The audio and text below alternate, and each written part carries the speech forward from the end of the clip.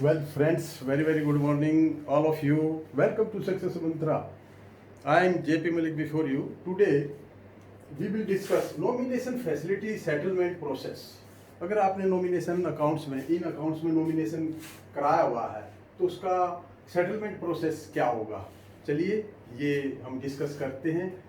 Nomination मैंने बताया था कि अगर डिपॉजिट अकाउंट है तो अकाउंट आपका है सेविंग फंड हो सकता है, current account, FD, RD etcetera, जो जितने भी डिपॉजिट अकाउंट है उनमें नॉमिनेशन एक आदमी का होता है।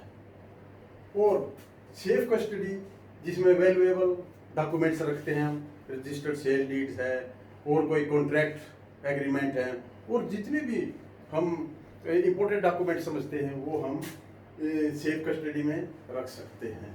सेफ कस्टडी में क्या होता है कि वो आपको एक रिसीट दे देते हैं और जब आप उसको खाली करेंगे तो आपसे वो रिसीट वापस ले ली जाती है। अब एक सेफ डिपॉजिट लॉकर होता है, इसमें ज्वेलरी एक्सेट्रा रखते हैं, तो इसमें नॉमिनेशन दो हो सकते हैं, लेकिन वो उन दोनों की दो अगर इसमें अकाउंट होल्डर हैं सेफ डिपॉजिट के तो दोनों की कंसेंट से ही दो इसमें नॉमिनी हो सकते हैं। मोस्ट ऑफ अदर केसेस में सिर्फ एक ही नॉमिनी होगा। ये नॉमिनी फैसिलिटी बैंक ने या सरकार ने क्यों दी? क्योंकि देखते थे कि क्लेम केसेस में, लीगल हेयर्स में के केसेस में जब सेटलमेंट होता है तो उसमें एक बहुत लंबा पीरियड लग जाता है, समय की बर्बादी, कोर्ट कचहरी में चक्कर काटने पड़ते हैं, क्योंकि जब उसके उत्तराधिकारी जो किसी की डेथ हो जाए तो उसकी बहुत ही ज़्यादा परेशानियों का सामना करना पड़ता था। तो इसलिए सरकार ने नॉमिनेशन फैसिलिटी दी और उसका आज मैं डिस्कस करूंगा सेटलमेंट प्रोसेस क्या है। तो देखिए, नॉमिनी को मैं एक बार फिर बताना चाहता हूं, नॉमिनी है क्या। Nominee after death of account holders, वो जो प्रोसीड्स है उसको उसका वो केयर टेकर है, ट्रस्टी है, कस्टोडियन है, मालिक नहीं है वो। लेकिन हाँ, ज़्यादातर लोग समझते हैं कि नॉमिनी एक मालिक हो जाता, मालिक नहीं होता। हाँ, अगर कोई डिस्प्यूट नहीं है और वो नॉमिनी ने पैसा रख लिया तो वो अलग इशू है, लेकिन अगर चाहें उसके दूसरे लीगल हेयर्स भी चाहें तो उसकी ड्यूटी है नॉमिनी की कि उस पैसे को या उस आर्टिकल्स को उन सब में प्रोपोर्शनेटली उनके हिस्से अनुसार डिवाइड करे। तो एक तो ये था। तो देखिए, विदाउट अगर नॉमिनेशन था तो क्या था, समय और पैसे की बर्बादी।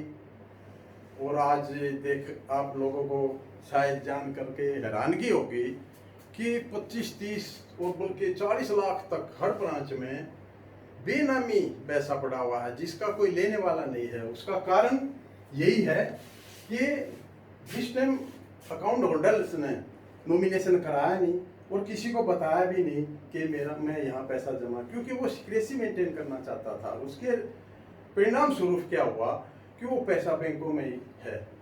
और कुछ समय बाद देखिए तरीका क्या है, या तो पैसा अकाउंट होल्डर निकाल ले या उसका लीगल हेयर निकाल ले या नॉमिनी निकाल ले, या एग्नेट और कोग्नेट की बारी आती है, वो कुछ भी नहीं है तो पैसा फिर सरकार का हो जाता है। अतः नॉमिनेशन अवश्य कराइए, क्योंकि नॉमिनेशन अभी तक अगर नहीं भी करा है तो अपना नॉमिनेशन हर जगह हर खाते में अपना चेक कर लीजिए। कभी भी कराया जा सकता, कभी भी उसको चेंज किया जा सकता है, दूसरे नॉमिनी की जगह दूसरा भी कराया जा सकता, कोई दिक्कत नहीं है। तो क्लेम केस और समय की बर्बादी से बचने के लिए कभी कभी तो यहाँ भी देखा गया है कि एक बैंकर भी क्या करता है, थोड़े अमाउंट के लिए भी सक्सेशन एक सर्टिफिकेट ये सक्सेशन सर्टिफिकेट डिमांड कर लेते हैं, जबकि ये एक बहुत लेंथी प्रोसेस है। क्योंकि बैंक मैनेजर कई बार अपने झंझट से बचने के लिए वो डिमांड कर देते हैं, नॉमिनेशन नहीं होता तो सक्सेशन सर्टिफिकेट कोर्ट से लेके आइए, जो कि 6 महीने से साल तक उसमें वो उलझे रहते हैं, जब जाके ये मिलता है। हालांकि ये कब लेना चाहिए इसका कोई अमाउंट फिक्स नहीं है, लेकिन इसका ये है कि अगर आपको लगे इंक्वायरी पे के फैमिली में डिस्प्यूट है, तभी ये सक्सेशन सर्टिफिकेट कस्टमर से डिमांड करना चाहिए, नहीं तो ये उनकी एक तरह से हरेसमेंट है। और सबसे अच्छा तो ये है कि इजी सेटलमेंट के लिए आप नॉमिनेशन अवश्य कराइए। तो आइए प्रोसेस क्या है इस सेटलमेंट को करने का। नंबर 1, सबसे पहले क्या करता है bank, KYC compliant, KYC compliant होना चाहिए। इसमें क्या होता है केवाईसी कंप्लायंट में, इसमें सिर्फ ID proof, address proof etcetera. इसका मतलब यह है कि जो नॉमिनी है डेथ के बाद, अकाउंट होल्डर की डेथ के बाद, उसका ID proof, address proof, age proof भी ये हमें अच्छे से देख लेना चाहिए कि ये वही व्यक्ति है जिसका नॉमिनेशन है। और नॉमिनेशन भरते टाइम स्पेलिंग मिस्टेक भी नहीं होनी चाहिए, वो भी कई बार डिस्प्यूट का कारण बन जाता है। ठीक से नाम लिखा जाए और ठीक से एज हो, सारा उसका एड्रेस ओके हो, तभी नॉमिनी को उस डिटेल में जो भरते हैं नॉमिनेशन के टाइम ये देखना चाहिए। और दूसरा आईडी प्रूफ, एड्रेस प्रूफ ये लेंगे जब भी नॉमिनेशन फैसिलिटी के 1 पेज का फॉर्म है तो वो फॉर्म लेंगे, फॉर्म पीएनबी में तो 831 नंबर है, लेकिन ये फॉर्म 1 पेज का है, हर बैंक में है, नंबर अलग हो सकता है। और इससे भी पहले क्या लेना चाहिए, death certificate, death certificate original of deceased account holder, उसका डेथ सर्टिफिकेट लेना चाहिए। और ये सब लेने के बाद एक फिर फोर्थ है, एक full and final settlement receipt ले लेनी चाहिए कि in full and final settlement की, ये मेरा फुल एंड फाइनल सेटलमेंट है and I will not claim further. क्योंकि ये 4 चीज़ें इम्पोर्टेंट हैं जब भी आप नॉमिनेशन, बैंकर नॉमिनेशन के तहत अगर इसका पेमेंट करते हैं।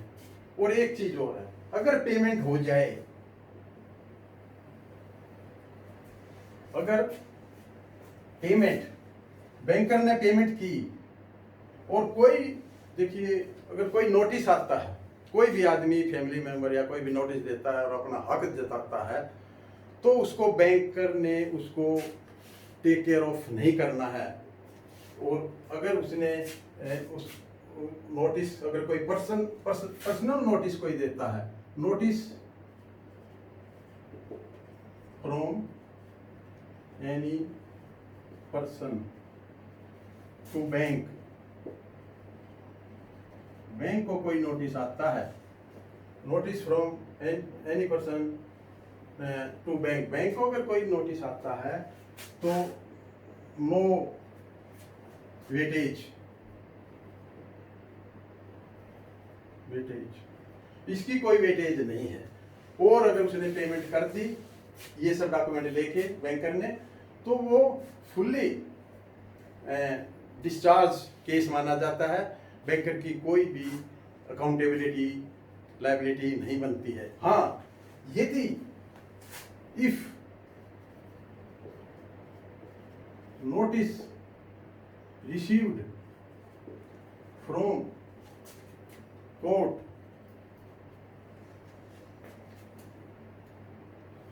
बिफोर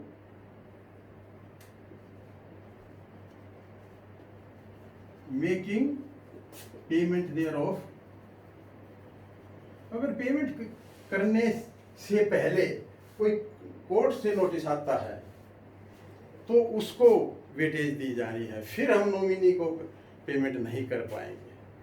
हाँ, अगर कोई व्यक्ति विशेष नोटिस देता है तो उस पर ध्यान देने की जरूरत नहीं है, लेकिन अगर नोटिस कोर्ट से आता है तो अगर देखिए फिर उस पर आप एज पर नॉमिनी पेमेंट नहीं कर सकते। अगर कोई व्यक्ति कहता है कि इसकी पेमेंट स्टॉप की जाए तो उसको कहिए भैया आप कोर्ट से इसका लेटर लेके आइए, नोटिस लेके आइए, हम तभी इसको रोक सकते हैं। तो ये पेमेंट करते टाइम ये चीज़ें ध्यान देनी है। अगर notice from any person, no weightage. अगर notice received from court before making payment, payment से पहले अगर कोर्ट से नोटिस है तो कोर्ट के नोटिस ही प्रिवेल करेगा, उसके हिसाब से पेमेंट करनी है, फिर वो एक तरह से क्लेम केस बन जाएगा। तो ये था कि हम कैसे सेटलमेंट नॉमिनेशन के तरह करें, ये 4 चीज़ें लेनी हैं। और सक्सेशन सर्टिफिकेट बैंकर को तभी मांगना चाहिए जब उसमें कोई फैमिली डिस्प्यूट है। फैमिली डिस्प्यूट नहीं है, अमाउंट भी कम है, क्लियर कट केस है, तो वहाँ सक्सेशन सर्टिफिकेट मांगा जाना बैंक के द्वारा उनको तंग करने वाली बात है। तो फ्रेंड्स, ये था नॉमिनेशन फैसिलिटी सेटलमेंट प्रोसेस। तो नेक्स्ट वीडियो में हम क्लेम केस के विषय में मैं वीडियो लेके आऊँगा। तो ओके, धन्यवाद, जय हिंद।